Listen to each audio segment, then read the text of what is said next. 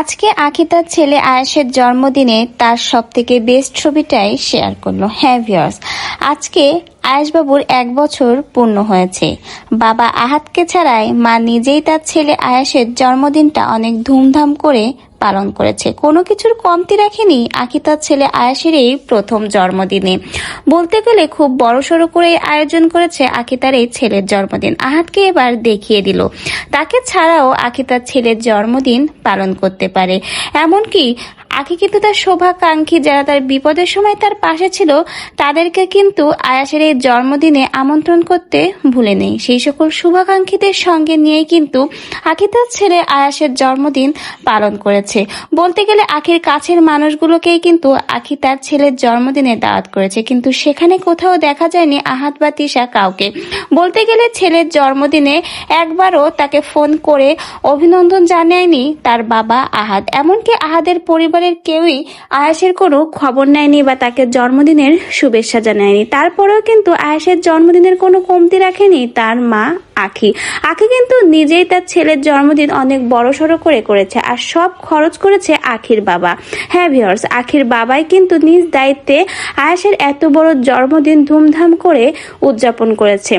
আঁখির ছেলের প্রথম জন্মদিন বলে কথা, সেটা স্মরণীয় হয়ে থাকবে না? এই জন্য তো এত ধুমধাম আয়োজনে আঁখি তার ছেলের জন্মদিন উদযাপন করেছে।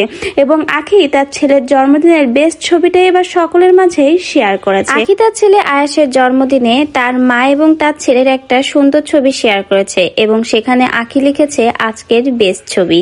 এটা হলো আঁখির ছেলের জন্মদিনের সবচেয়ে বেস্ট ছবি। সেটাই কিন্তু আঁখি এবার তার এই পোস্টের মাধ্যমে ক্লিয়ার করলো। আঁখি তার ভিডিওর মাধ্যমে এবার বুঝিয়ে দিল বাবাকে ছাড়াও ছেলের জন্মদিন হয়। আহাদকে চোখে আঙ্গুল দিয়ে দেখিয়ে দিল আহাদ ছাড়াও তাদের অনেক শুভাকাঙ্ক্ষী আছে যারা তাদের পাশে বিপদের সময় রয়েছে এবং সুখের সময়ও থাকবে।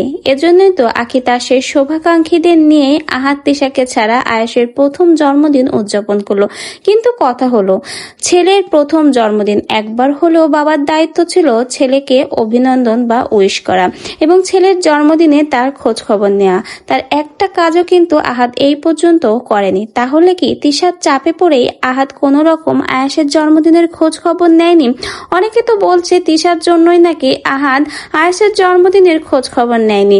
আবার অনেকে বলছে হয়তো নিয়েছে, সেটা আঁখি প্রকাশ করছে না। কিন্তু এ বিষয়ে আহাদ বা তিশা কোনো ভিডিও পোস্টই শেয়ার করেনি। বলতে গেলে আয়েশের জন্মদিন নিয়ে তাদের কোনো মাথা ব্যথাই নেই। এবার যেন সেটাই আহাদ তিশা বুঝিয়ে দিল। তারা বর্তমানে তাদের লাইফ নিয়ে বেশ ভালোই আছে।